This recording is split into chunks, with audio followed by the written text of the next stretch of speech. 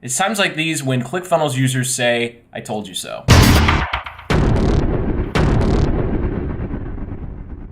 Hey everyone, today finally marks the end of the OptimizePress broken website saga. So of course, I woke up this morning to another flood of emails after we moved over from OptimizePress to MemberPress.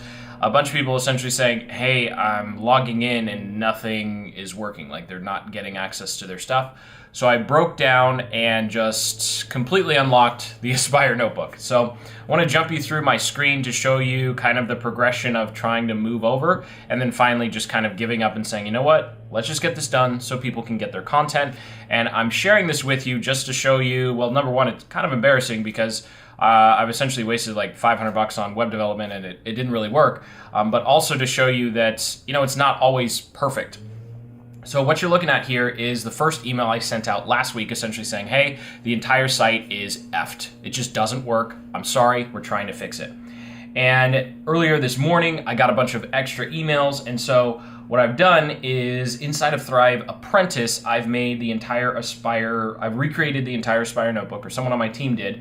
And instead of trying to lock this down with MemberPress, we're just going to make it for free. So when someone goes to a landing page like homepage or the launch and they click here, they enter their, oh, this is an old one. Bad example, right?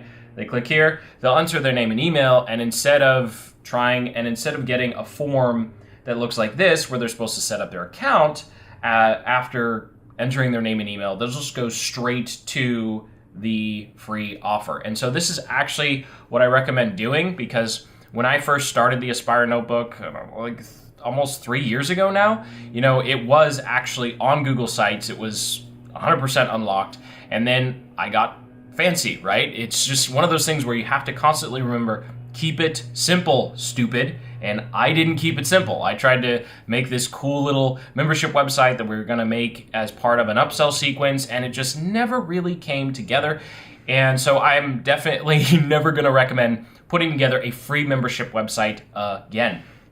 And by the way, for all of the OptimizePress pages that I'm going to actually wind up deleting, I know some of you know, like, oh, you could do the redirects and all that. I just don't want to deal with it. So I downloaded this free plugin 404 page. So essentially, if someone clicks an old Aspire notebook link, they'll automatically be taken to this 404 page where they can just click and access the content.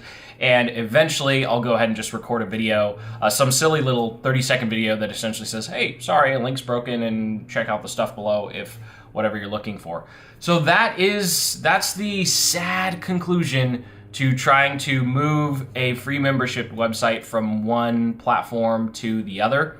And this is one of the few instances where people who use things like Kartra, ClickFunnels, and Kajabi just kind of sit there and laugh and go, that's why we don't use WordPress. And that's true. WordPress does come with headaches like this when you really do have to try and move all of your files over. But the good news, though, is because we were on WordPress, we were actually able to take everyone out of the OptimizePress membership database and put them into the MemberPress database. So for our paid members, we're actually creating a completely new site for them. That's what we're going to do. I'm just doing this here because it's a free membership website. I don't want to invest more time, money, and energy into something that's free trying to protect free content, but we definitely will with the paid courses that we have. And so that is still an advantage with WordPress, where we can easily export everyone out of one membership database and easily import them into another, as opposed to having to manually do something via, Excel CVS files.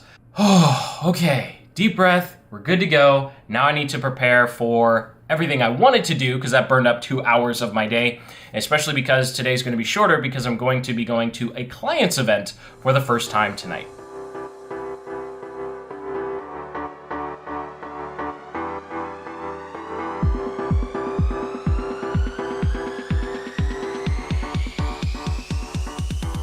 Now, luckily, I actually had already recorded this week's content videos on Saturday because I wanted to time block some time for project planning today. So I'm thankful that I did that ahead of time. Otherwise, the OptimizePress fiasco in the morning would have completely derailed the week. But hey, that's why when it comes to time blocking, it's so important that you have times and just spaces just in case something goes wrong like this. So all the emails are replied to, inbox 0, woohoo, not bad for a Monday.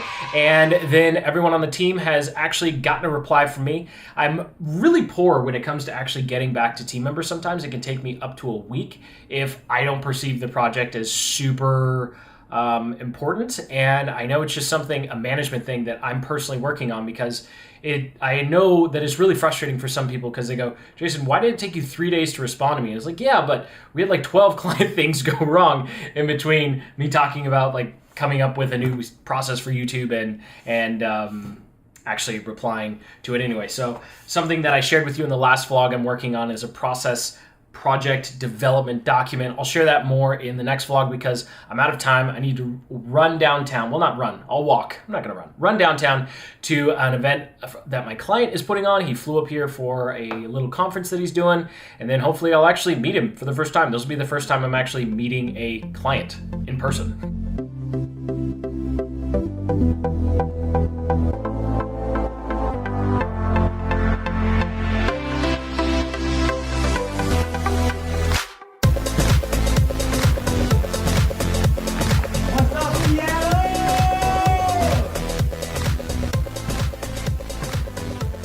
Give it up to my man, Matthew Ferry!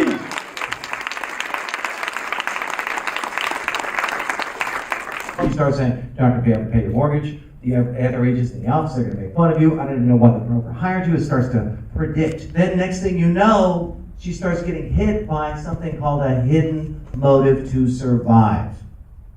You might be familiar with this one. Victim. Anyone here ever played the victim before?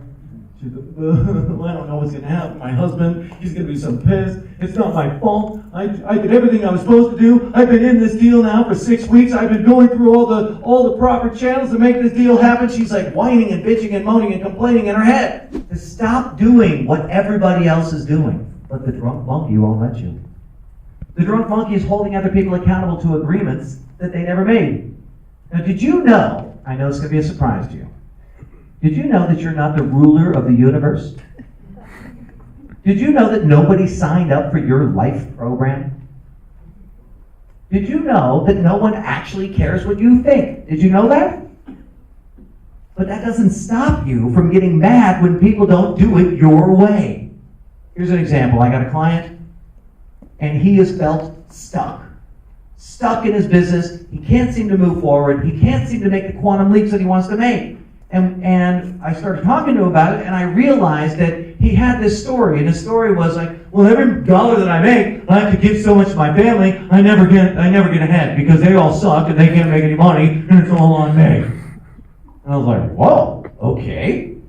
And so we started to pull it apart. And what happened was his dad got sick and couldn't work anymore. His mom was not very financially savvy. And his brother stopped working, 40-year-old man, living at home, mooching off of his parents, sucking the money out of the account. And it was really pissing him off. And he was like, well, my brother, he should be getting a job. And my mom, what's wrong with her? She needs to do A, B, C, D, E, F, G. And if she would just do those things, then they would have enough money, and then I wouldn't have to bother with it, and they would be dragging me down, and then I could be more successful.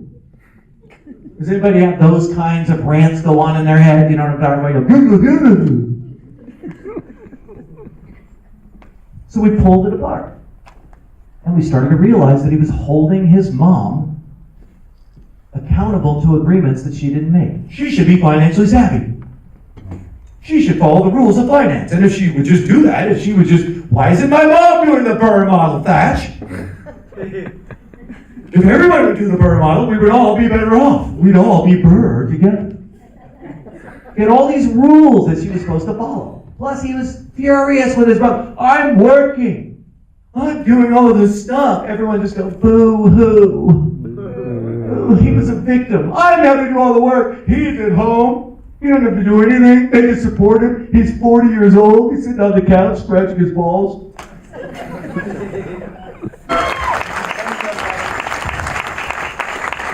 Let me add this. So just finished up the event. Took about 2.5 hours here, so it's like 9 o'clock. time to walk home, decompress, and get ready for tomorrow's meeting where I'm meeting them for lunch to talk about strategy and stuff. But it's always good to see their events live and kind of understand what the actual presentation is like, and it's really different to talk to someone in real life versus talking to them just over Skype or over Zoom all the time. Okay, so change of plans. Actually, I'm not heading home. I just got a series of text messages from my wife. Apparently my is in the hospital, so I'm gonna have to end it early here. And until the next video, keep building the business you love.